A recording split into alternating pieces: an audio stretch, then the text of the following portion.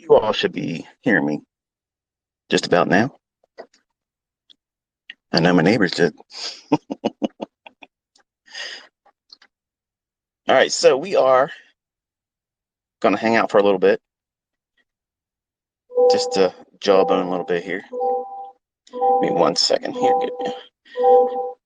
My car likes to yell at me for not putting my seatbelt on. Yes, I break the law in that regard.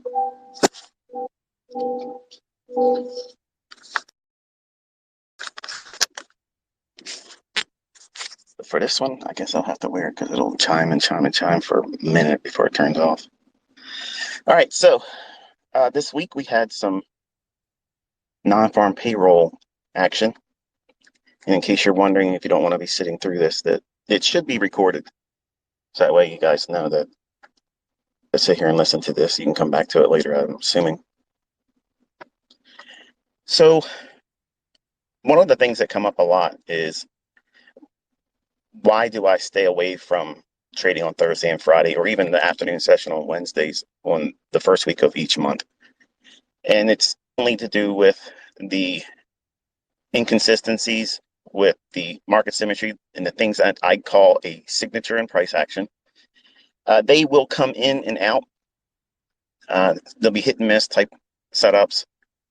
I've learned over the years that it's just better for me not to take these trading days with live money, because the probabilities are much lower than they are when they're not on those particular days. Not the same as like a FOMC. Like a FOMC day, I can sometimes do go in after the FOMC announcement because it's created volatility. But ahead of the FOMC, I won't be in front of that, because it's basically a gamble. You don't know what they're going to do.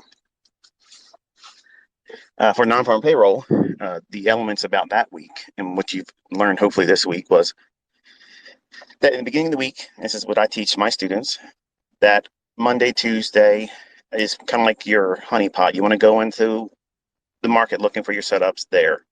And if you don't find it, try to force it. You don't, insist upon taking a trade.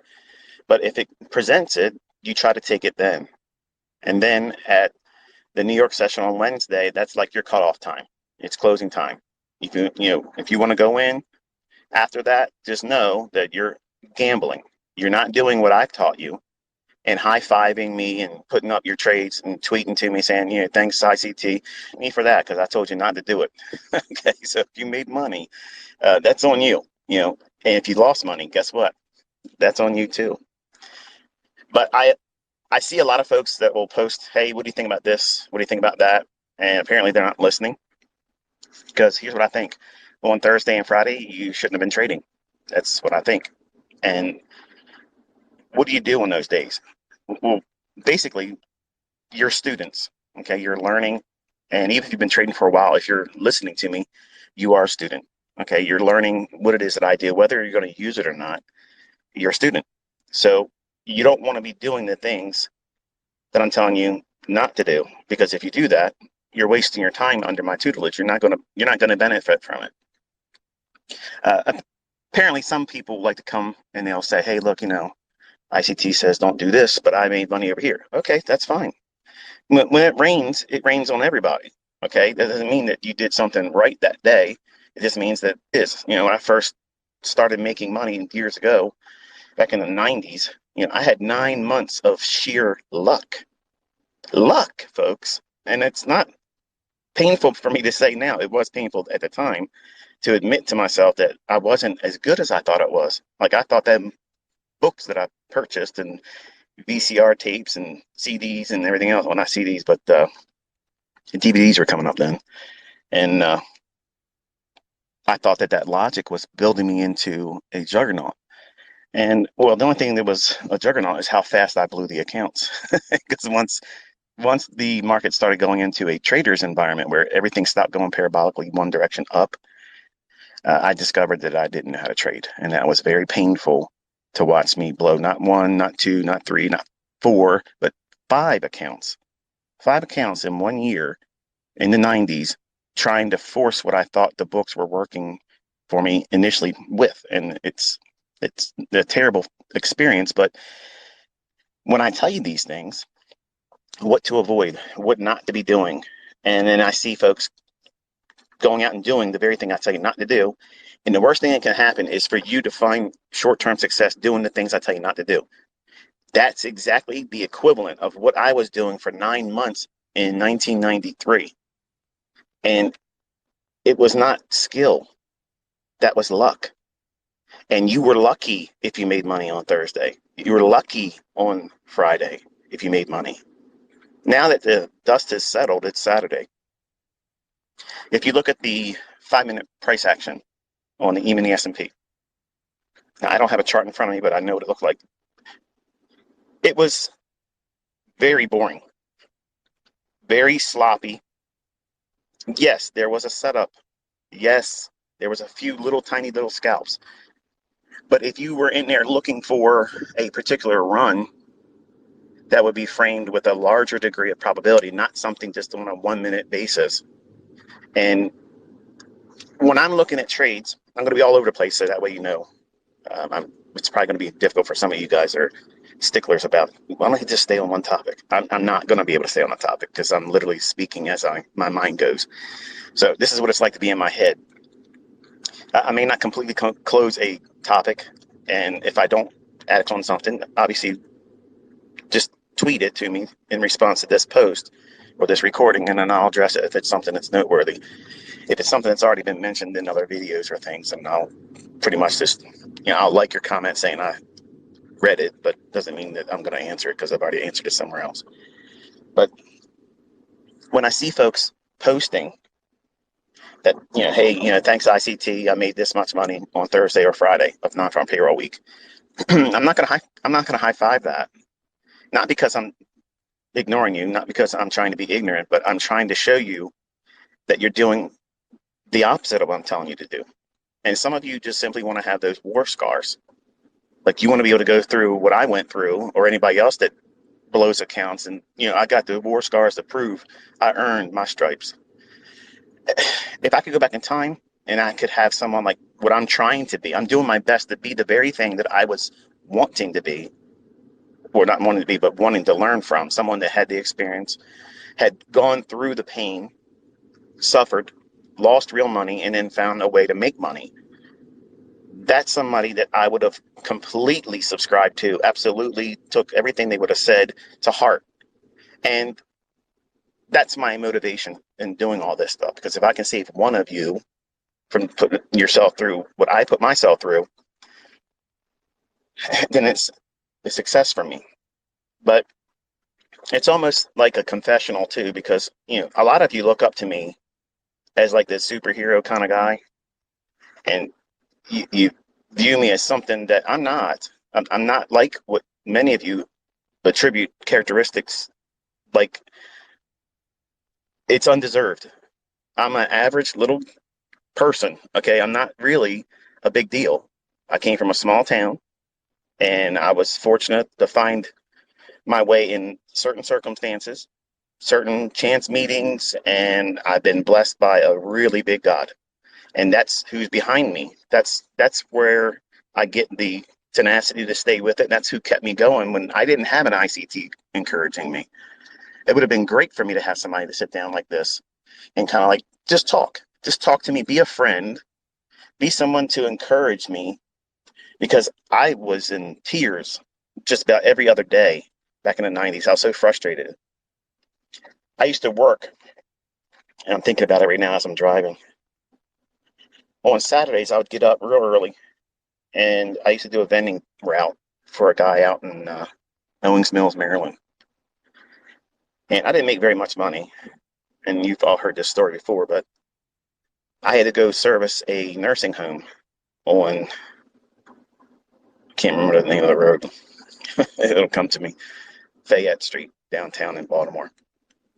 Not a really good neighborhood, and I was always wondering if I was going to get robbed. But I never did. But I spent 5 hours of my Saturday as a young man, just turning 20 years old, freshly divorced. And I would waste 5 hours of my Saturday servicing one account, and I would hate my life. Like, I hated it. I hated the fact that I knew my friends and my family were home, like you probably are right now. Some of you are probably working. Some of you are listening at your job and you're cheating your boss. But I hated my life on these days. So every Saturday, I go out and I take a drive. Now I'll cycle through both of my Corvettes because I got to keep them moving and keep the battery life on them because I don't put a lot of miles on them. But I'm thinking out loud like I usually do on Saturdays, where I reflect on when I was a younger man before I knew what I know now. And I was only making $315 a week. 50 of it was paid in under the table in cash for servicing that Saturday account. It would take me 5 hours to get up, drive out to Owings Mills from where I lived, pick the truck up, load up the things that I need to put in the vending machines and go service it, drive down to Fayette Street, then drive back up to Owings Mills, fuel the truck up, do the whole thing. And the whole time I'm looking at the clock thinking, I'm never going to be able to see my girlfriend on time. She's going to be upset. You know, the whole thing, every one of you young guys are thinking all the time. That was me. I did the same stuff. But while I was working and while I was driving to and from, I was looking for a way that I could come out of that. And I wanted to start my own vending business. Like, I was going to cutthroat the guy I was working with because he was underpaying me. He took advantage of me because his view was, and this is what happened. I was sitting in the back of the warehouse after one of my route days. And the guy's father, who really owned the business, came in, and real snooty Jewish man. Not that there's anything against Jews or anything like that, but this guy was a hardliner. Just, you know, if you're not Jewish, then you're nobody. And he said, "Where's that young guy? You know, where'd you find him at?" Because I was always wanting to learn how to fix the machines. Like, I wanted to know everything because my intentions were, I'm going to make my own vending business. I didn't want to be an employee. I knew that when I was younger. But I heard him say, "Where'd you get him from?" And he's like, he applied, and he was the one that kept calling wanting the job. So, and he never misses a day. Never misses a day. He's like, he looks like he's from Essex, Maryland. He goes, he is. He goes, yeah, you got to watch those guys from Essex. I literally wanted to crawl under a rock at that time. And that day struck a fire under my ass. I was like, you son of a bitch. Let me tell you what money making is all about. I'm going to find a way, and I'm going to come back here, and I'm going to show you sons of bitches what real money is. I crept underneath the dock door so that way they wouldn't hear me, because I think at the time Glenn, who was the boss, the manager, the son of the owner, his dad Marty, he said something that day that literally got under my skin, and I was like, who the hell do you think you are? Now, let me paint a picture for you. This guy, he owned a lot of Section 8 real estate down in Baltimore, made $30,000 a month in Section 8 income, living as a slumlord, okay? His vending business, he had 3 routes. I ran one of them. My route did $147,000. And I guess that was the middle route. The largest one was ran by his cousin. And there was another guy that ran a smaller route that I think it did like $100,000. And granted, the business was 50-50. You know, whatever you paid, you basically made that. And then you had to take costs of any kind of employee or whatever. And we just simply got really dirt income. That day, when I went home, I talked to my uncle. And this is why I believe college is a scam. Okay, and I say it all the time, college is an absolute friggin' scam. I went to school after high school, did all the accelerated learning, all the additional things, and I was very high in math, science, and computer programming and operations. I was into all that stuff. When I was in 6th grade, I was making my own programs, making my own video games. Okay, it is what it is. Now, today, all the programming languages that are available, I don't keep up with it because I'm not trying to be a computer programmer. I'm not trying to be an employee, and I could care less. But that day when I came home and that employer of mine offended me without knowing that he offended me, obviously I couldn't quit because I needed the money. But I talked to my uncle, who was a University of Maryland graduate in finance and business management. And I said to him, I said, what would you do if this happened? And I explained what I just told you. And he was like, what did I ask? Like, did you say anything to him? I said, no, I was embarrassed. Like, I mean, I'm from Middle River, which is across the street basically from Essex, which is down the street from Dundalk, Maryland. Okay. And they are like the armpits of Maryland. Okay. Like, as far as like white trash, like that's the areas where you see it from. And I can say that because I came up from it. So a lot of good people live in there and they still do. But generally, you get the Rough Riders from that area. And some folks that are from this area, when they hear me talk, they can hear, like when I say use, like that's a slang that you can basically tell somebody's from, Middle River, Essex, Dundalk, that vicinity. We all have that kind of vernacular, that little accent. But my uncle told me, he said, you just got to get yourself a good education and just pursue what you were in school for. I said, I don't want to do it. Like, I don't want to do it. When I got out, I couldn't get a job with all the programming. I couldn't do it. I studied COBOL, CICS, Pascal, Basic, C++, and I didn't want to be in the video game making. Like, I didn't want to do that. At the time, the visibility, and I was really wrong, I didn't see that as a industry that would have been growing, because I watched it transform so much from like Atari 25 or 2600 when I was a kid. We all have PlayStation and Xboxes now, but when I was a kid, it was Atari 2600. Like, you weren't it if you didn't have that. Okay. So I've watched all the transitions and I was like, I just think it evolves too fast and I just don't see myself being able to do that. But I was wrong in that regard, because if I would have gotten into game making, I probably would have done well. But, and I know this probably has nothing to do with trading, and some of you are like, man, get to the point. The point is you all ask how I think and interpret and how I got to where I am and how do I get through all the struggles. Well, this is one of those struggles that lit a fire under my ass. A boss literally basically said that I was trash. Didn't say the words trash, but that's what it is. So when I talked to my uncle that day when I came home, because I actually lived with them, I rented a room and board, $50 a week. And I told him, I said, Uncle Stan, I'm mad. Like, I'm pissed off at this guy. Like, I want to go back and tell him off, but if I do, he's going to fire me. He's like, well, the best way to live well is, the best revenge is to live well. You just go and do something better for yourself. And then when it's time, leave.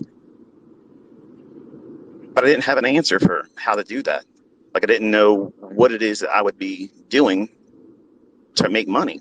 Not that I was making a lot of it under them, but I spent an average of 13 hours a day doing that garbage job and listening to his lies, saying, I'm going to make you a route manager one day and you're going to be $500 a week. Now, $500 a week back then in 1990, 91?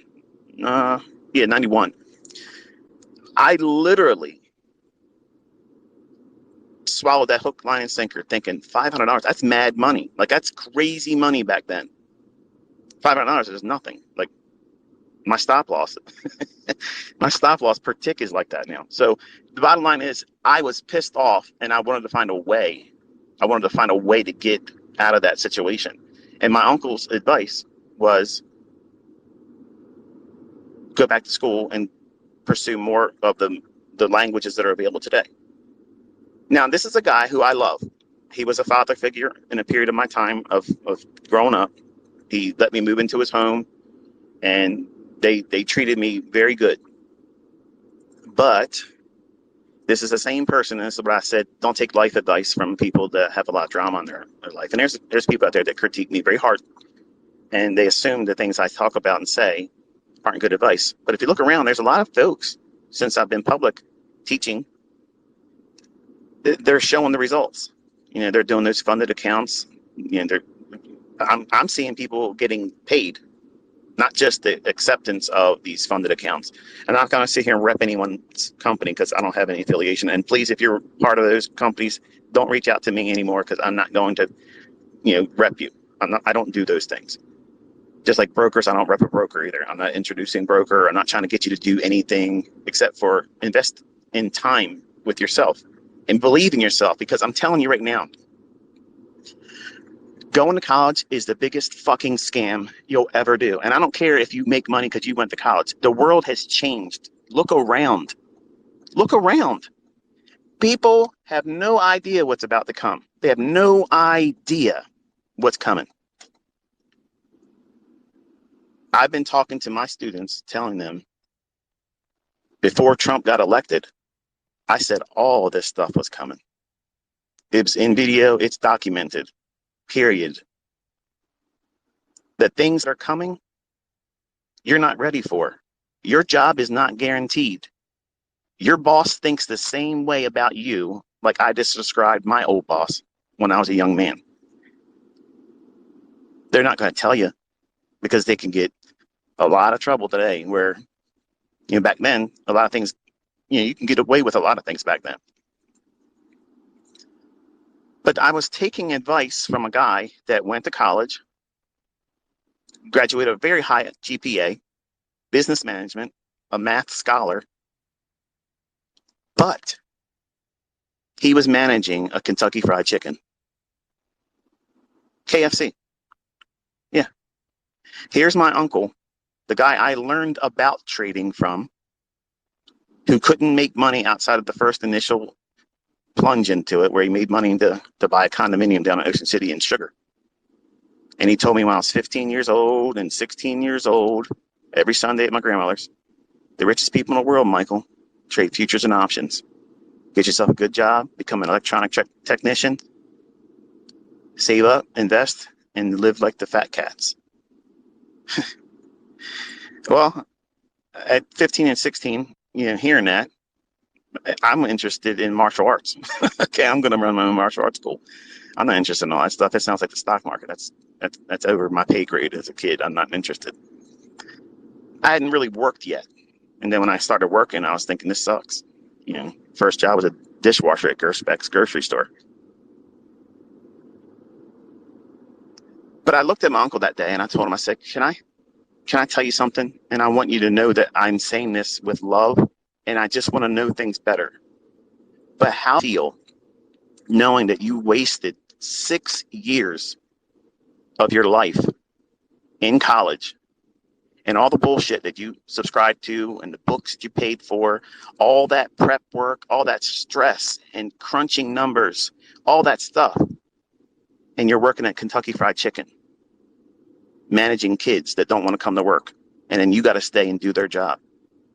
You did all of that as a result of spending time and the money. He paid out of his pocket, folks. He didn't have financial aid. Again, he didn't have those things. He paid for it with his jobs and savings and money, and he cut grass.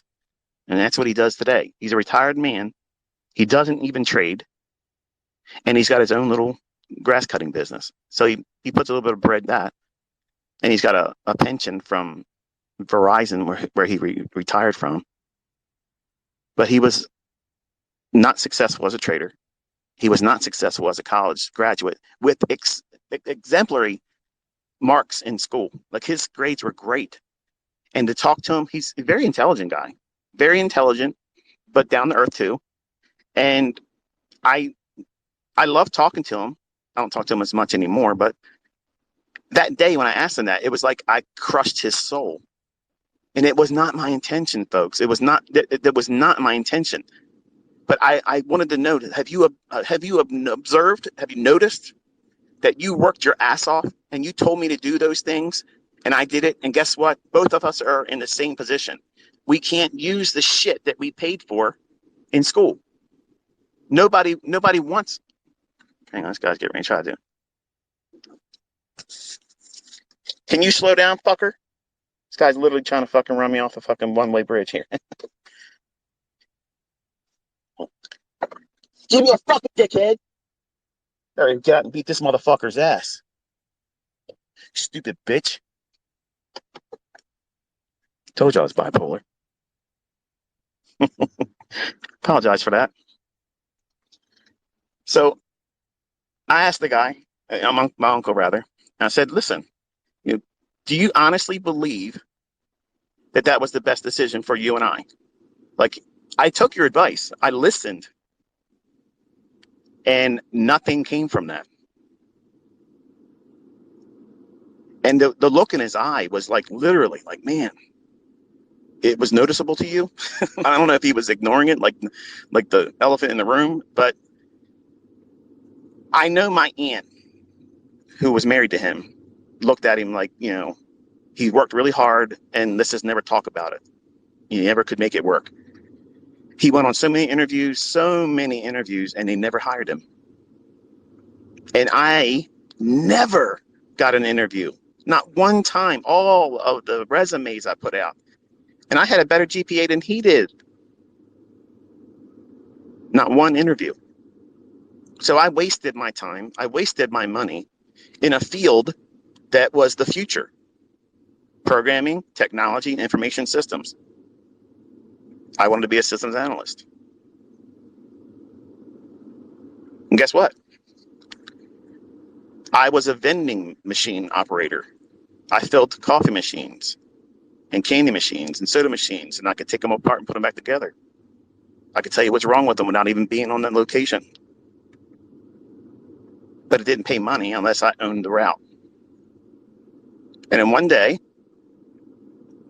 while I was doing the vending route, the conclusion came to me that, you know, even if I have this vending route, if I have a route like this, that means I got to hire somebody. Do I trust somebody to be able to take the cash out of the machine and bring all the money to me? Because I got robbed one time. They broke into the back of the truck. They literally pulled the safe that was bolted in the back of the Isuzu truck. They ripped the whole safe off the back truck that was bolted in.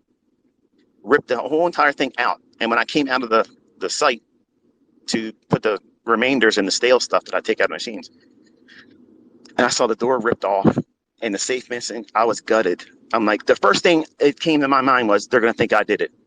That was exactly what I thought. Why did I think that? Why would I go to that conclusion immediately? Because of that piece of shit that you got to watch those guys from Essex. And I've been honest. I haven't even missed a day. I've never missed a day. I came to work all the time. But these people stole that cash. And I literally was ashamed that it happened on my route. Like, I could have somehow prevented it. I couldn't have. I was inside doing the service on the machines. So I sat there for 10 minutes trying to figure out, how am I going to work up the courage to call in and tell my boss that I just got robbed? Thankfully, not at gunpoint or anything like that. But I had to sit there and wrestle with, hey, this is what it feels like to be violated. I've never experienced something like that before. I've never had that moment where something was taken from me and it wasn't mine, and that makes it even worse. But when I called in,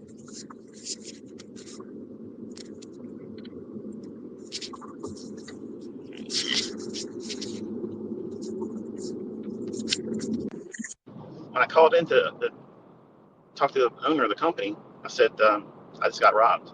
What? Yeah, I just got robbed. And he's like, are you okay? And that made me feel better that he was at least asking that. And I said, I'm fine. I just came out of the site with the site I was at. And I said, they tore the door off the back. So it's a roll-up door. That's going to cost you money. And they ripped the entire safe off the floor. Like, it's gone. Like, it's completely gone. And he goes, did they have any video camera back there and like that? Any kind of guards? And I was like, there's nothing here, dude. Like, this is the site I'm at. And it was like a dilapidated old rubber hose making company. So it was an almost failing company. So there was not a lot of technology back then, and nobody was really worried about guarding a place like that. So apparently somebody followed me around, tracked me, and then figured that was the place they were going to do it. And it was like the third stop away from my last of the day. So all the money that would have been in there, you know, was theirs. Well, when I got back to the shop, the owner's son, Glenn, who I had an affinity for, even though his dad's a dick, I saw an Entrepreneur magazine, sitting on his desk. And I was looking at it, and I'm thinking to myself, entrepreneur. Remember that day when you said that you were going to be a martial arts instructor and you got all the credentials to do it, but you never did it. Here you are filling vending machines. You just got robbed and you feel like shit. So I picked it up and started thumbing through it. And I saw things in the magazine that I liked. Like they were like pictures of boats and stuff, yachts and things like that. And I was like, you know what? I'm going to ask him if I can take this home and borrow it. And I said, Glenn, do you mind if I borrow this? I'll bring it back tomorrow. It won't be messed up. He goes, no, you can have it. So I took the magazine home. And I went home, did my normal thing, coming home, shower, work out, eat, sit around, and I started wanting to go to sleep. I grabbed the magazine I was looking at, and I thumbed through the back of it, and there was this little tiny low classified ad that said, real money, real people. Call this 1-800 number and get free information. So I did. And in like a week, I got a little cassette tape. And obviously, many of the old people here, the old time students, they know that was the Ken Roberts Carthage course that ended up buying, that put me on the mailing list of Larry Williams stuff. The rest is history. But when I started making money trading, I was at that vending company during that 9 months of. So naturally, because I was looking for any way to get out of that lifestyle, having to work, and I wanted to be able to put the middle finger up into that guy's dad's face, which I never did that, folks. I'm glad I didn't, because I'd probably regret it today, but I'd be lying if I said I didn't want to do it, because I did. But I wanted to escape so badly that there was a snowstorm, and I was expected to go to work that day, and I was in bed with my girlfriend, who I was engaged to at the time. And I thought to myself, I make way more money than I make in a month, a day now. And I'm looking at this girl who's not my wife. It was a younger relationship. I was a young guy. But I'm looking at her, I'm thinking, I want to marry this girl, and I don't want to be doing what I'm doing. And she doesn't know what I'm doing. She thinks the only from the vending business. So when we go out to dinner and I'm taking her to a nice restaurant to try to impress her and her parents, that day I just said, you know what, I'm done. So we had pagers back. My boss was paging me, and they call in, like, So I finally look, I'm not coming in today. It snowed and it's bad here. And he's like, well, shovel out. I said, shovel out. Now this is the son, the one I did like.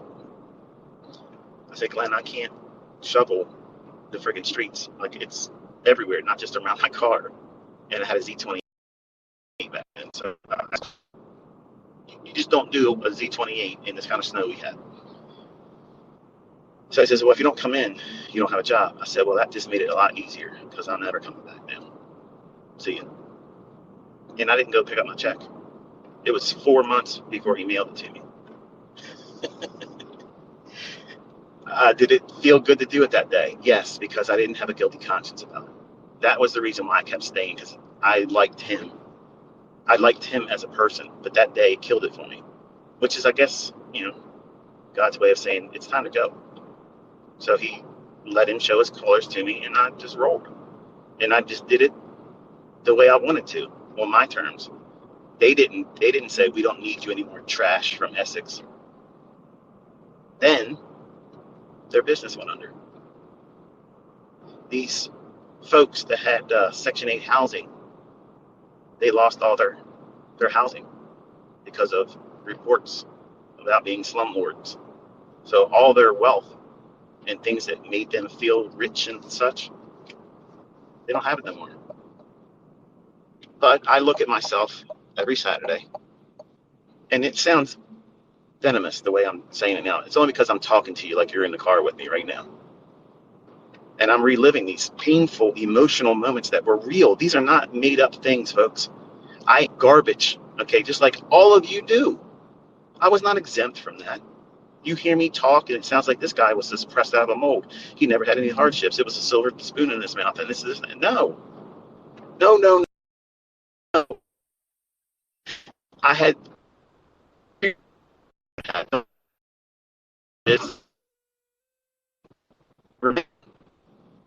knew when I was younger, and it's not because I'm lazy, because I'm not lazy.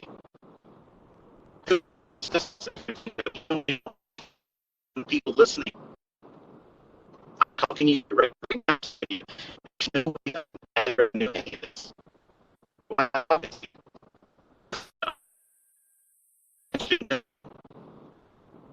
I'm a real person. I'm through these things, just like you're going through your things right now. And you'll think about this conversation when you're older and you have more experience behind you. And then when you've succeeded, you'll say, you know what? I remember that time when IC was out there driving around, almost beat somebody's ass for almost running off a road. That day, he said some things that really resonated with me. And it made sense at that time later on, not so much meaningful to you right now, because they're my experiences. Maybe you don't have the hardships that you live with. And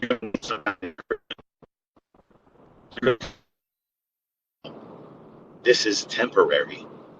Don't let other people around you look down on you and make you think that that's where you're supposed to be. No, you are not where you are right now. You found me because you were supposed to find me.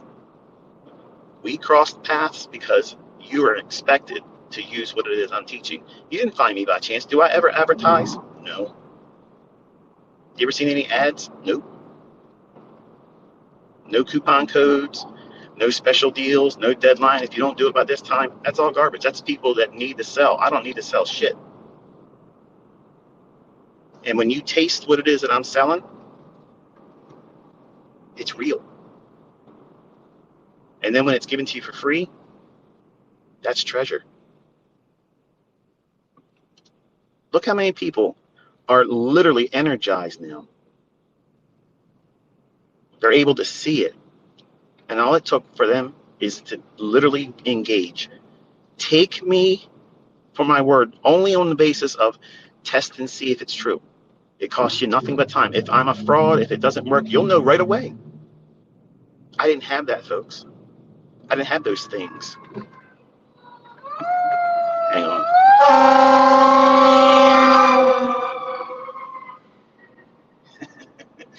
Guy's trying to run him over in the fire engine. See that? When's the last time your mentor took you on a road trip like this? Almost had cops show up. So when you go through these moments where you feel like you're not going to be able to do this, just know that I had those all the time. And I had good, well-meaning people around me,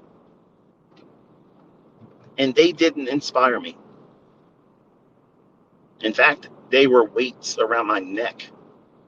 They kept me from being positive. I had to dig in deep on myself.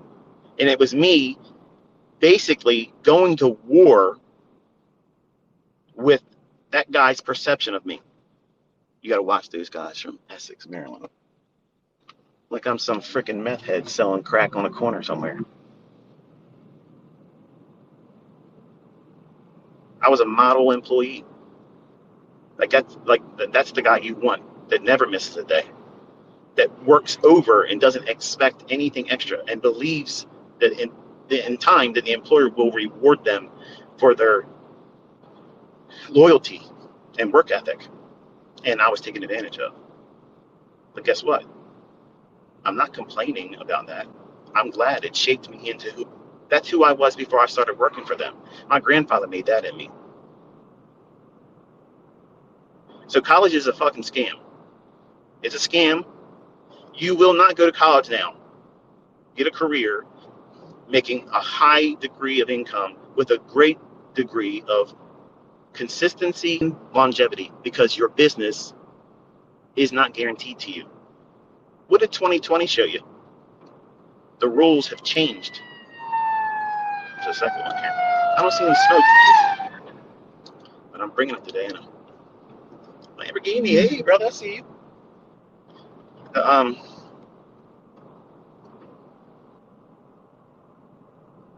The world's changed, folks. And when I started talking in 2016 about what was coming, I got laughed at. Chicken Little. But I said everybody on Twitter, said everybody needs to get ready because they're going to do something that's worse than 9/11, and it's coming. I said that in July of 2019 again. And in October, I said it also.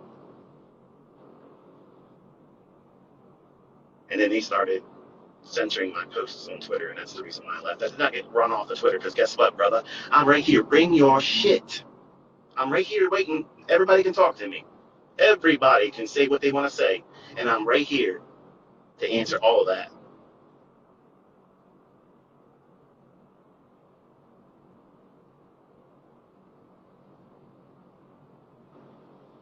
So on Saturdays, I take a drive, and I get to reflect on the choices I made, just like I tell you to on those community posts.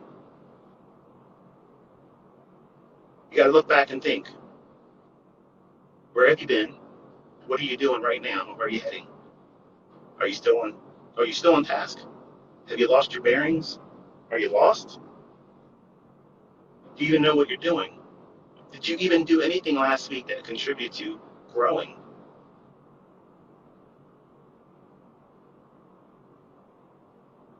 It's not just watching videos. It's not looking at tweets and community posts. It's you rolling your sleeves up and getting out there and getting dirty in it, doing it wrong, and learning from that. That's the part that I thought was the prevention for me to, like, I looked at it like, I'm never going to get this. I'm never going to get this. And my aunt would come in and knock on the door and hear me weeping in there. Like, are you okay? Yeah, I'm just frustrated. What's wrong? You won't understand. And she wouldn't have. Even my uncle wouldn't have understood. Because I was trading live money, doing trades that I could not really realistically afford. And when they went bad, they were bad. But when they were good, I contained that. And I kept telling myself, this is how you keep going. When they look at you and they look down at you and they think that you're a friggin' bum, that you're never going to amount to anything because you live below your means, guess what? They don't know the real you. They can't see the real you. The real you is that person that knows that you don't have it yet right now. You know it right now. You don't have your power to do it yet, but you know you're getting there. And you're not going to take no for an answer. You're not going to be right. No one's going to convince you that you can't do it. No one's going to sell you an idea that's going to distract you and prolong the process. You know that you know that you know. Once you get that mindset, that's what's needed. You need to be doing that. Once you arrive at that point, it's just a matter of time, folks. It's just a matter of time, and how much time is it going to be? I don't know. Because everybody's different. But I can tell you, I had a plan that I did not want to be working when I was 40 years old. So I was willing to give up at that time half of my life to get to where I wanted to be at. And where I wanted to be at was financially independent. And I started with trying to earn and save $1,000 a month. And folks, that shit got real easy. Real easy. And then when you start getting these mile markers, you don't need cheerleaders around you. You don't need anybody to tell you, that boy, that girl, you're going to do it. Keep doing what you're doing. Because your bank account tells you that. Your bank account tells you, you're doing shit right, man. Who cares who believes you? Who's going to convince you when you got millions of dollars in the bank? Who do you need to tell you that you finally arrived? You need somebody to talk to you? You need Tony Robbins to talk to you about how you're doing a good job? You got 7 digits floating around in multiple banks. You need Tony Robbins to tell you you're doing a good job. No. You don't need that. All you need to do is show up, put the work in, and do it consistently. If you do that, look around, folks. These people that are just now discovering themselves in what I'm teaching, nobody's going to convince them otherwise now. They tasted it already. They've already tasted it. They know what it feels like now. No one's convincing them otherwise. They're never going to be told what they're doing is the wrong way now. All I've ever invited everyone to do. If you do that, I promise you, I guarantee you, you will never, ever, ever, ever put this down again. Because once it bites you, you're infected. You just accept it now. It's a way of life. These markets are in your blood. And guess what? Some days, it ain't right. I had a friend when I was growing up said, if it ain't, how do you say it? It ain't right if it ain't rough, or that's not how you say it. It's not rough, it's not right if it's not rough, or rough if it's not right, something to that effect. And it's kind of like trading. If it's easy, you probably are doing something that isn't going to be sustainable, like it was for me in 1993. That was luck. It ain't rough if it ain't right. That was the expression he used to always tell me. And as a young guy, I would complain to him. I'd be like, where do you see us growing up and being later in life? He goes, I don't know. I'm just living right now. And as cool as it sounded back then, that scared the hell out of me, because I needed to know. I needed to know where I was going to be at. Like, I don't want to be homeless. I want to make sure I can survive. And I'm thankful that I don't have that worry anymore. And I want all of you to have that feeling, that sense of accomplishment. But I know there's a lot of folks in here that don't want to hear this part, but it's the truth. If you don't live right, if you don't do the right things to other people, because listen, and Denny, you hear me, I appreciate you coming out and saying that the things that you've been making ad revenue on, and yes, you do make ad revenue. Those things that you say about me, you came out and reached, they're not true. I appreciate that. But because you profess in whom you believe, that's the reason why I haven't touched you. That's why I won't come back and say anything to you. Touch not my anointed. I don't do that to a brother in Christ. And I understand what you're doing. You want attention and traffic. I get it. But the things you said, everyone knows, and you know too, aren't true. But I have been a blessed man. My entire life, I've had so many blessings, not just in the markets, not in trading, not just in relationships, but my source, my real secret is my relationship with Christ. That's it. And I've always said this before, I'm not a poster child for Christianity. I'm not the model Christian. As you can see, when I get chemically imbalanced, I lose control of my tongue sometimes. I'm like Peter many times.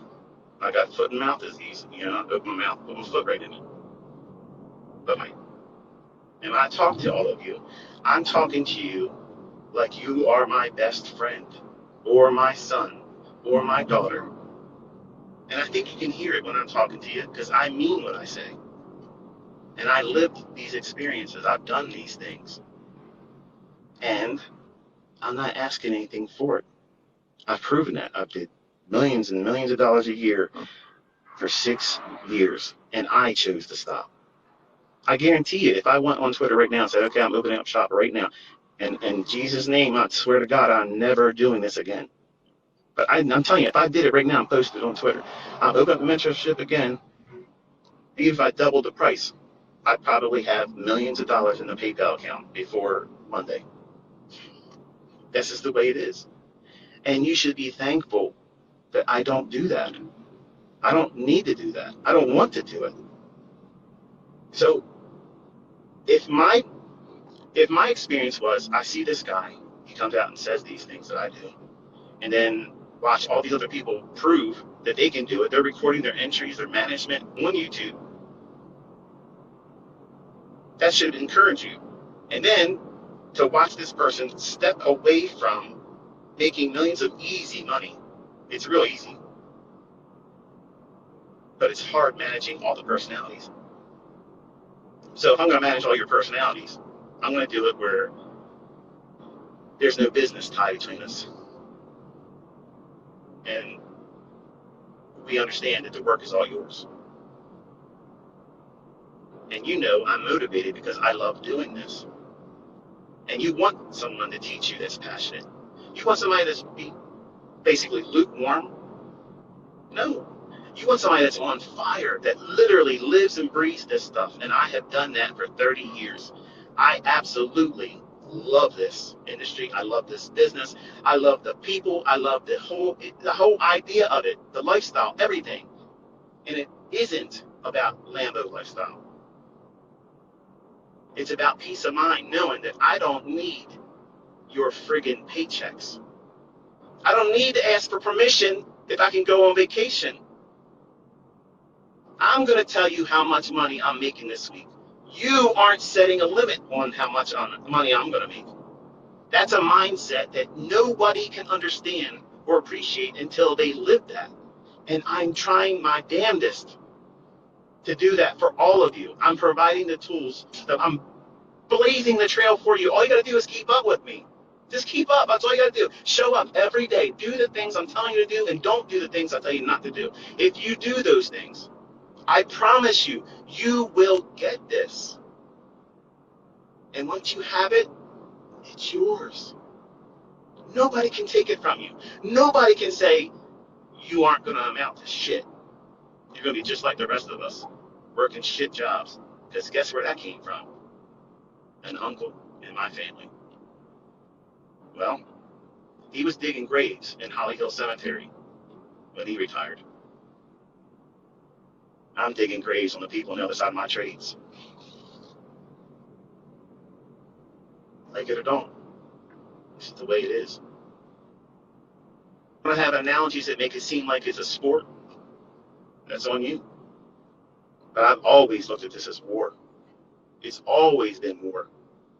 Because I've wrestled with demons inside me as a young boy, and that's what motivated me. I didn't have a hero. I didn't have a mentor. I didn't have a guy that could sit out here and encourage me and talk about something before it happens and it unfolds precisely week after week after week. You guys are fortunate, and I'm blessed to be that person for you. I love it. I love it. So in a lot of ways, I guess God prepared me to be this person because I had to go through a lot of this stuff to understand and appreciate what it is that you're in a mentor. And you may not even realize what it is you're looking for until you see me. Once you taste this kind of way of learning, there's no other way of doing it. It just makes sense. If I tell yourself here, stop there, you've learned nothing but to trust my decisions. But if I take you to the chart and I say, look, here, if it's above where we are, I'm biased. I'm looking for the need to go to that level. No. There's a learning in that. How many times have you seen me call something and it didn't come to fruition? Not many.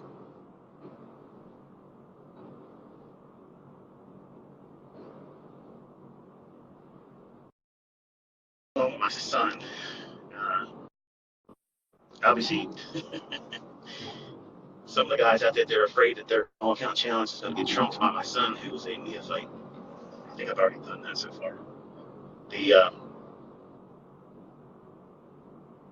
broker that my son uses reached out to him and said, do you think you need a circle trader Michael J. Huddleston your father? And is he posting your statements? And how does he have access to your statements?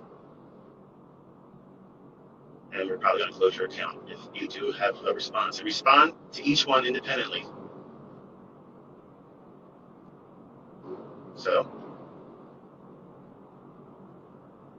what difference does it make if I'm his father? And who the fuck business is it if he wants to put his own trade statements in my email box or put them online if he wants to? I've never seen a broker ever say something like that. Like, why wouldn't they want someone that shows accountability? Makes you wonder, doesn't it? Now, He hasn't reported any trouble whatsoever with them clearing his trades. So I was kind of shocked when he pushed it and I texted me showing him, hey, Dad, this is what they emailed me. What do I do? He replied to him, tell him the truth. You're going to lie to him. What are you going to lie for? I think I think they're afraid that it's me behind his trades, and that would be against the law, and no, that's not going on. And how else would someone that entered and opened the account up admitting that they don't have any experience all of a sudden runs up from the lows he had that month? If I was broke, I'd be wondering too. But he's pushing the buttons. And if they choose to close his account, that's fine. There's plenty of other brokers out there. But as far as what he's trading, I sit with him. I explain to him how certain moves form, kind of like what I've done with you, and all the basic stuff. And no, he's not trading Enigma. He wouldn't even understand Enigma unless he gets in the marketplace. He has to taste it, see it, live and breathe it, take money from the market and have money taken from him. You have to have those experiences. And I put him in those situations with conversations saying, what do you think would happen if you went in right here? And he's excited to get in a trade. Like, he's not in a rush to get in. If anything, he's reluctant. So I know what he's afraid of. He's afraid of getting it wrong. In my eyes, he doesn't want to fail. And I can't stress this enough, Caleb. You have made me so proud. The fact that you're doing it, I love that. I know he's going to succeed because I'm going to fucking guarantee it.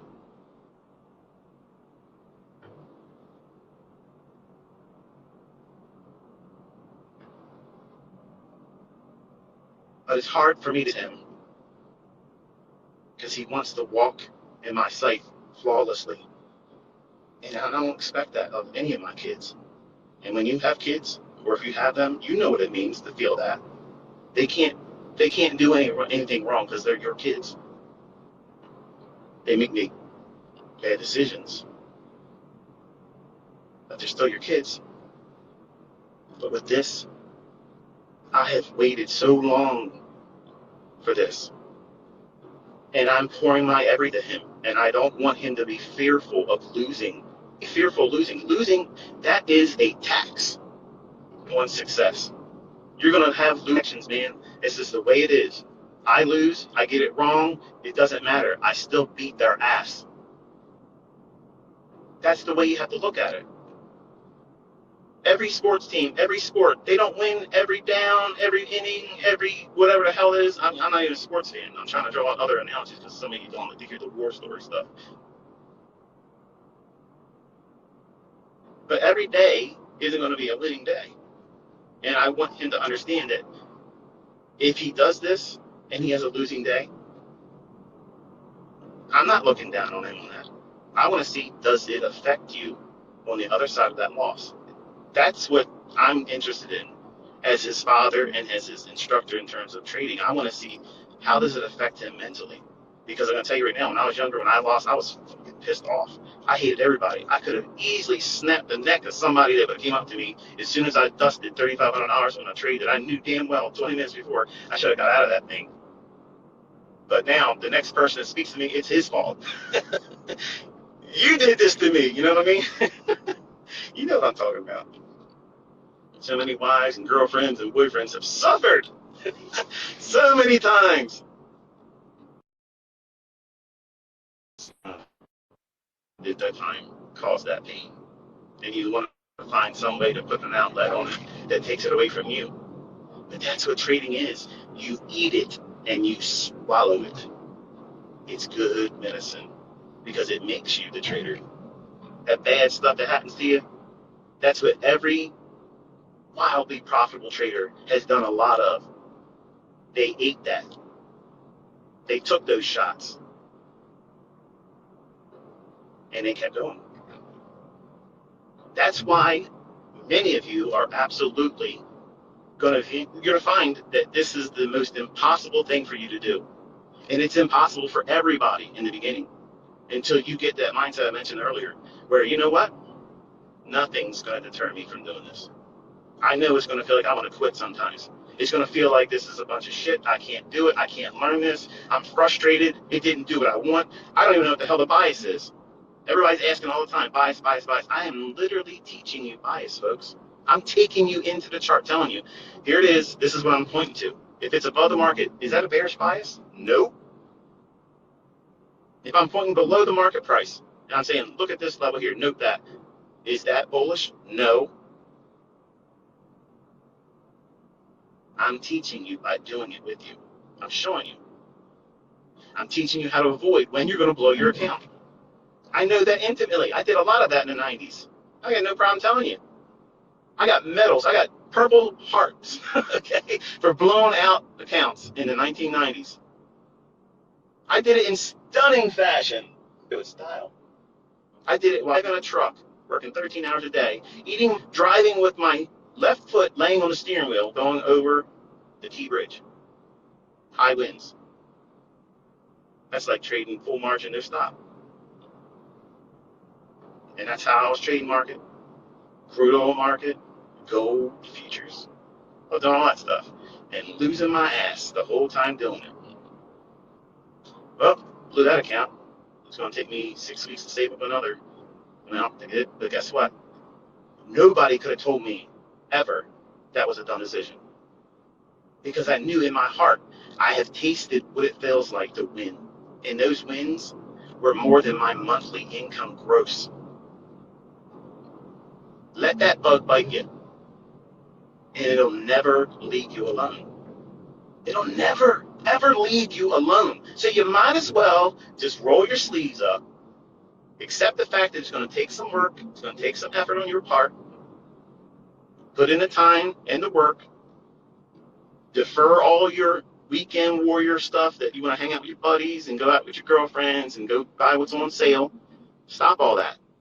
Invest your time and your money in yourself. Because I'm telling you right now, there isn't anybody, I don't know anybody that went to college that makes as much money as I have. I don't know anybody like that. College didn't do that for them. Now, business owners, yeah, that's the way you do it. But employees, my opinion is even an average, consistently profitable trader will slap the money bags out of the best of any employee of any company. Because you're not limited. That company says how much you're going to make. You're an employee. You're subservient. I'm not subservient to anybody.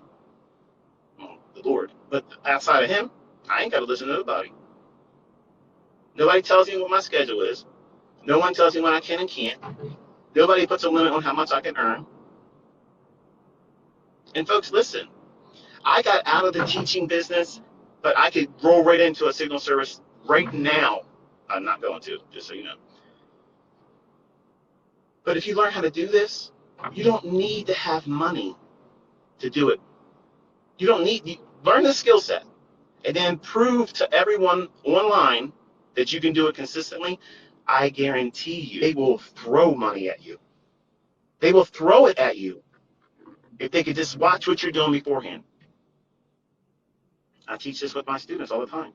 I have a lot of folks that are literally barely scraping by. There's no way they're going to open up a $100,000 trading account. They're not. So those funded accounts, I think that they're a good idea. Are they all good? No.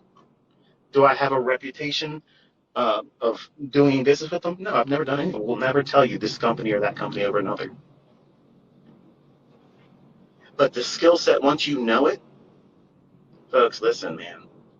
This is not pipe. This is really real. You can sit in front of a chart, determine where it's going to go, where it's not going to go, and it delivers consistently.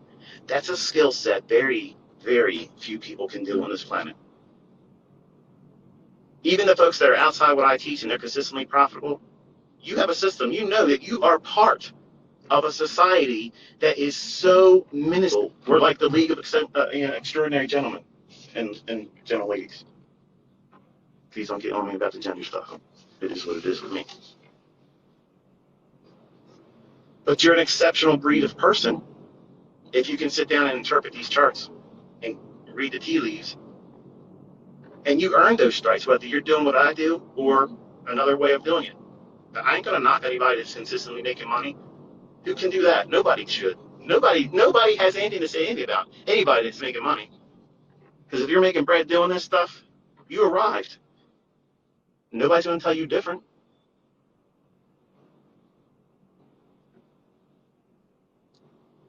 So I drive around on Saturday and I think about how I'm gonna improve my son. And I basically congratulate myself every week. Kind of like Snoop Dogg, I like to thank myself. I like to thank me. I like to thank myself. I do that, but also I talk to God. I thank Him for most of everything I have is His. He gives it to me. But the model my son's working on, this is the second Lamborghini I saw.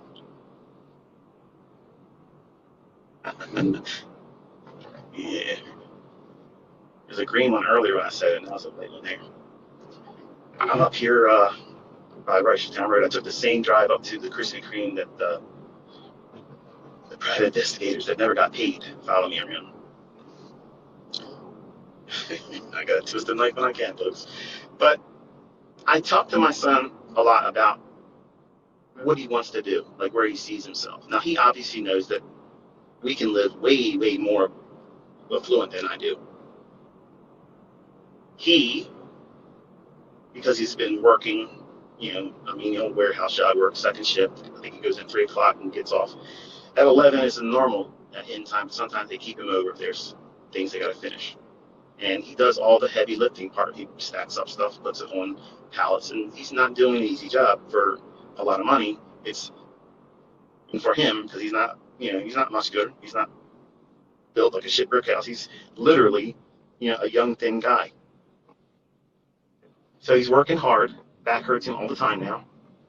And I knew if I left him in it long enough, he would come to me with that desire and outwardly, some of you out here may be judgmental about that. But tell you this. When I was raised by my grandfather, because my father is absolutely a contract murderer, his name is Michael Joe Howington. He is serving 2 consecutive life sentences plus 20 years, and he picked up more time when he broke out of Maryland Penitentiary in 1983. Okay? So there you go.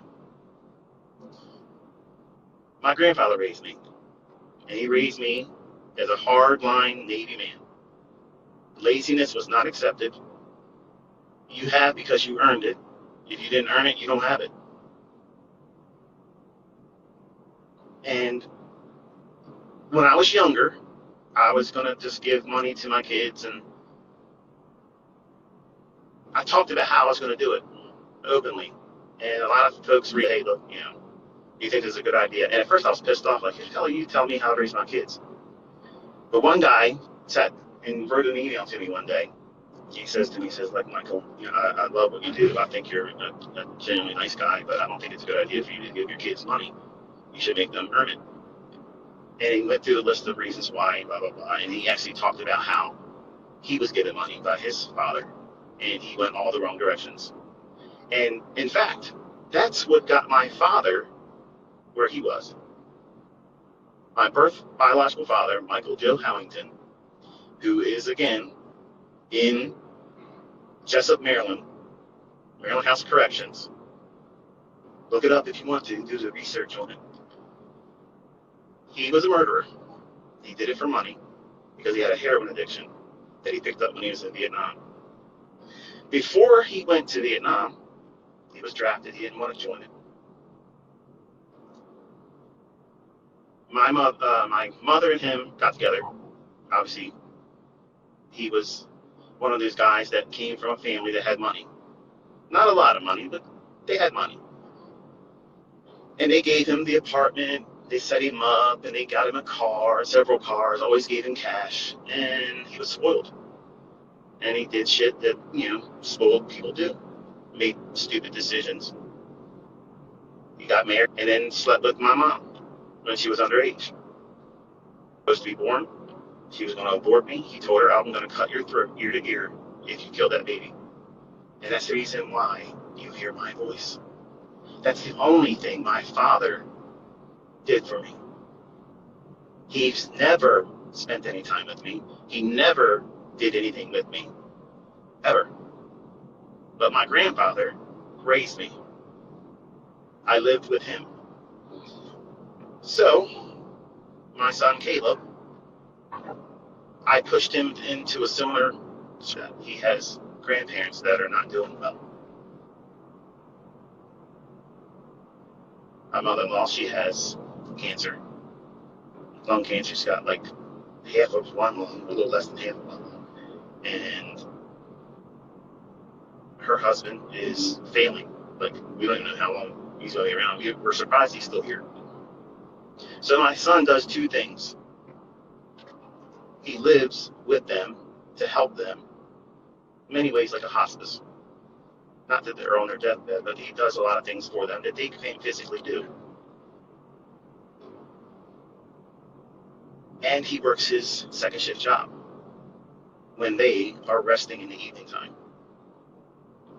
So for the assholes out there that try to judge my parenting or my kids, none of my kids are profitable, successful millionaire traders that I'm about to make money.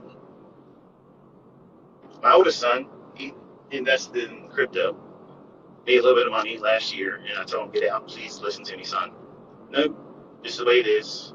We had a falling out because he wanted a house and set him up with cash, and he wanted to be like my dad, and I told him I'm not going to do that. And we have not talked since then. He does things in his life that I live, and some of them could get him in trouble. But he doesn't listen.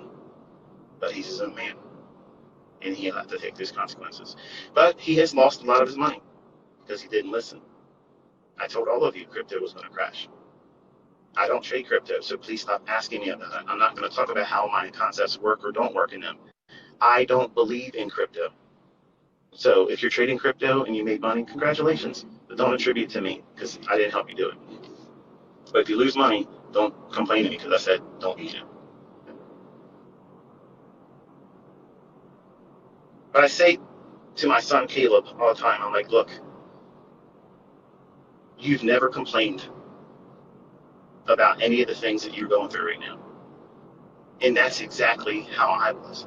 I didn't complain that I had to stay within an earshot, that I had to be right around the corner to take my grandmother to the bathroom because she couldn't walk.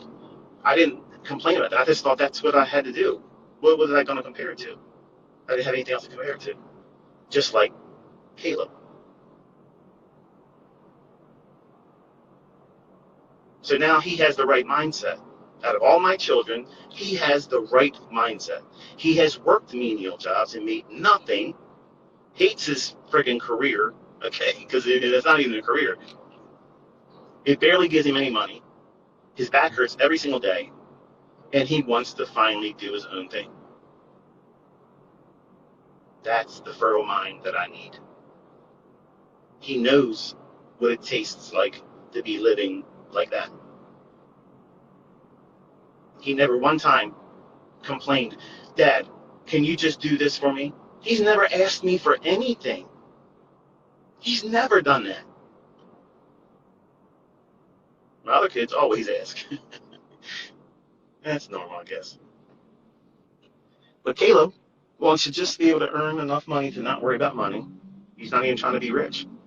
And that's how you get rich. Hear that, folks?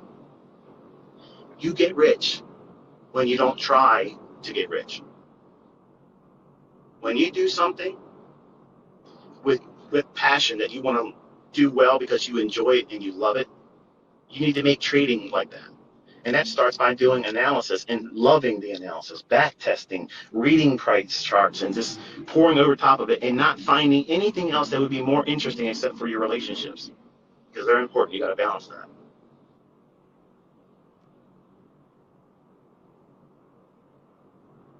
I'm going for a while. I got to wrap this up here in a couple minutes. But I asked him, I said, I think you're in the right mindset now. I think you have got to the point where you're matured. And I think if you sit down with that and literally watch the charts with me, I show you certain things, I believe you'll be able to do this. But I need to make sure that you bring your own personality into this. So, character, and to describe him, he's socially awkward. He's introverted like I am. But if he's comfortable with, like me, I'll just go on and on and shut up. Never. Okay, I stop talking when I'm asleep. He's the same way. But if he's not comfortable, he won't speak at all. And that's how I am. If I don't know something about something, I don't talk about it. My kids will tell you that, though. If dad's not talking about him, we know he doesn't know anything about that because he's not saying anything. But if it's about work, the Bible, God, or anything like that, I can talk and talk and talk and talk and talk and never run out of anything else to say. And it's I don't know, that's the way I'm wired. He's like that. He doesn't have a lot of friends. He's got one friend. That's how it was when I was younger. I had one friend, Sean. He, my son Caleb, he is not confident in himself, and he's unsure about a lot of the decisions that he's going to make, and channels that into his charting ideas. He doesn't want to do it wrong in front of me. So what I'm focusing on is fixing those issues, and it won't be an easy fix. It's probably going to take the rest of the year, if not longer, to overcome that. And you probably know what that feels like. Is even if you're trading the smallest of leverage, you don't want to be wrong. Not because you're in front of your father, but because being wrong sucks. But you need to have someone to remind you that being wrong is part of this, and it doesn't end your career. It doesn't stop you, folks. It does if you over leverage and you over trade and you just go crazy. Yeah, those individual incremental losing positions will take you out of the game. That's what I was teaching you this week. This is the kind of week every single month that will do that to you. If you push too hard, you'll lose your account. Look through the tweets. Staying Friday. Regret. Not a lot of them. I mean, most of them are like, this is great. This is great. Yes, that's awesome. But there's people in here that say, I wish I would have listened to you. And that's the person I'm talking to right now. I'm not talking to the person that already knows my stuff works, making money. You're not my audience right now. I'm talking to the folks that are on the fence or about ready to throw in the towel and say, I can't do this. No, you can. And you're not going to quit. It is bitching. Bitching's part of it. I bitched and quit so many times in the 90s. I quit. Every 3 months I quit. I quit every single time until I had enough money to open up another account. That's exactly what I was doing. I was quitting until I had enough margin to open up another account. So no. Nope. That's addicted. And you have to be an addict in this to stick with it. Because cheerleaders don't exist in this. It doesn't work like that. You have to cheerlead yourself. You got to be the person that says, you know what? I'm worth doing this for. And it doesn't seem conventional. It doesn't make any sense that you would expect to sit in front of these charts and look at these lines wiggling and waggling and expect them to be translating into income going into your bank account. But guess what, folks? That's exactly, when you do it right, that's exactly what happens. But, if you do it wrong, and you will do it wrong, I do it wrong, you're going to do it wrong, or sometimes the market's just going to suddenly do something that you didn't expect. And guess what? That usually happens when it's non-farm payroll week for me. So that's the reason why I don't trade it. Period. It's simple. I don't know why it's hard for some of you to get that logic. I don't have an edge in those days. You might. Congratulations. Kudos to you. I'm not knocking you if you can. I'm not here trying to size up anybody because you made money on Thursday and Friday. I don't care about that.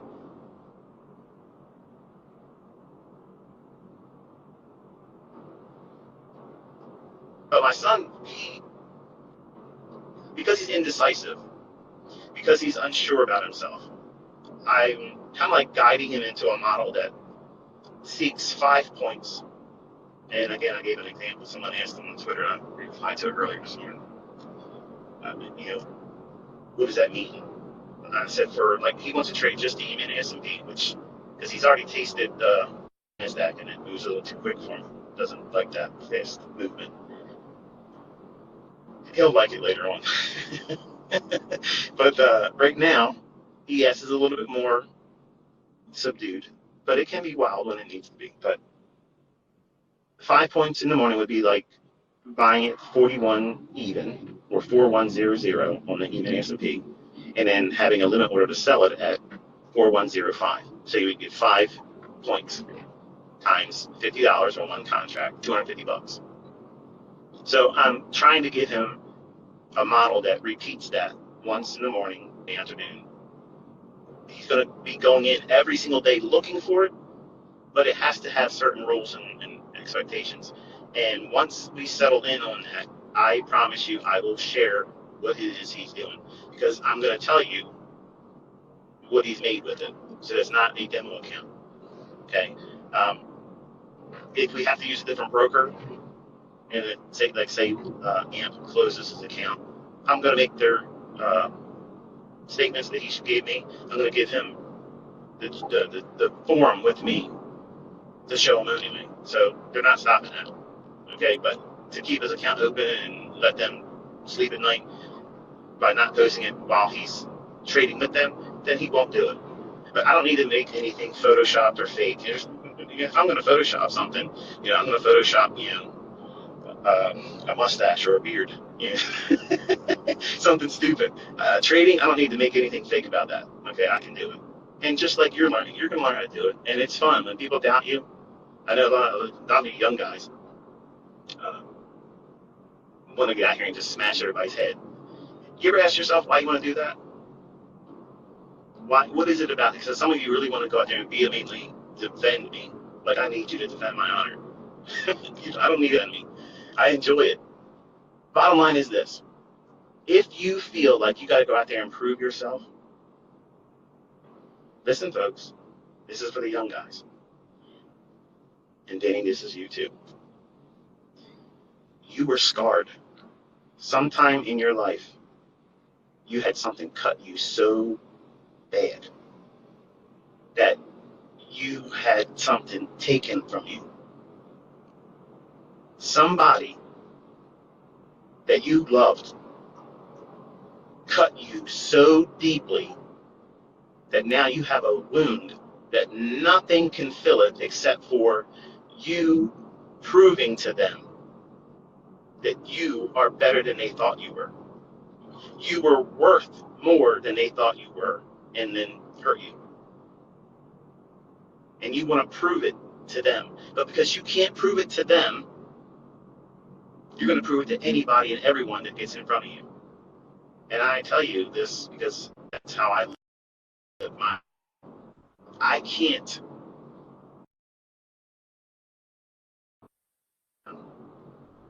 wait to see him again and embrace him and tell him, I missed you.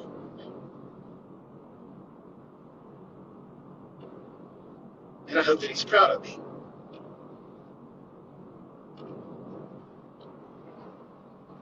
I hear his words every day in my head. And it was hard growing up under him because he was strict. But it shaped me into who I am. And because I can't satisfy that urge to prove to him that he did good on me, when I was younger, I flexed on everybody. Everybody for it. And I'm about to turn 50 in a couple weeks. And it's weird when you start looking at that age. And some of you young guys don't think it's going to happen to you anytime soon, but it's quick. It gets here real quick. You start looking at things differently, and things don't matter like they feel like they matter for you right now. I can get out here and do all kinds of things, folks. But when you're done doing it, payout isn't nowhere near as much as you expected it to be. And the bottom line is this: nobody cares. Nobody cares. So really, you're just doing it for yourself on reasons that aren't really worth it. So if you're in trading to prove your self-worth to somebody else, you're doing it wrong. You're going to do it wrong because of that. You're going to try to push too hard when you shouldn't. You're not going to follow the rules because you have a vendetta. You have something to prove. When it's a process that you have to follow, not I'm going to prove something to somebody else. No, because if you follow the process correctly, they'll trust me. If they're paying any attention to you, they'll notice it. To remind them of it. That's wisdom that comes when you start getting older. I didn't have that as a 20-year-old. I don't care what people think of me anymore because I lived my life. I lived my life. I lived my life. I've done things that no employer could have gifted me with bonuses and salaries that would ever take me to a point where I can afford things I have now. And I have a skill set that no college would ever teach you. And guess what? The institution of ICT, this college, it's free, baby. There's no financial aid needed. It's show up and put the work in. We don't give diplomas around here. Your diploma is your account growing. That's your GPA. You want your GPA to be high. You work at that. Nobody gives that to you. You earn it here. And when you earn it, nobody can take it from you. Nobody can minimize it. Nobody can make fun of it. Nobody can talk down to you at all.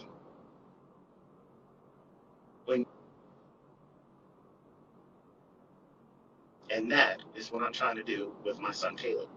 Because I know I'm going to turn this boy into a savage.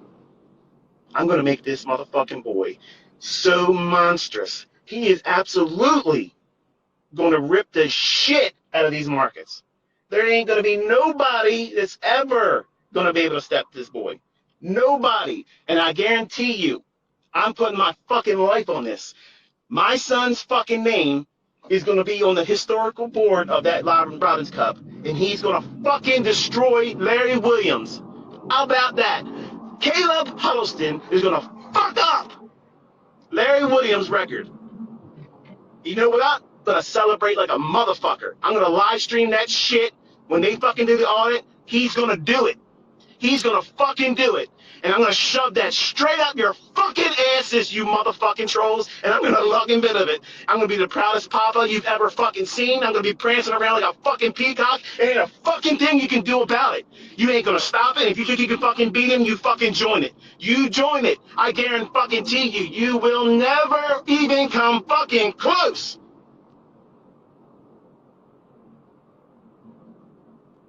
You like that crescendo? It's coming. Until next time.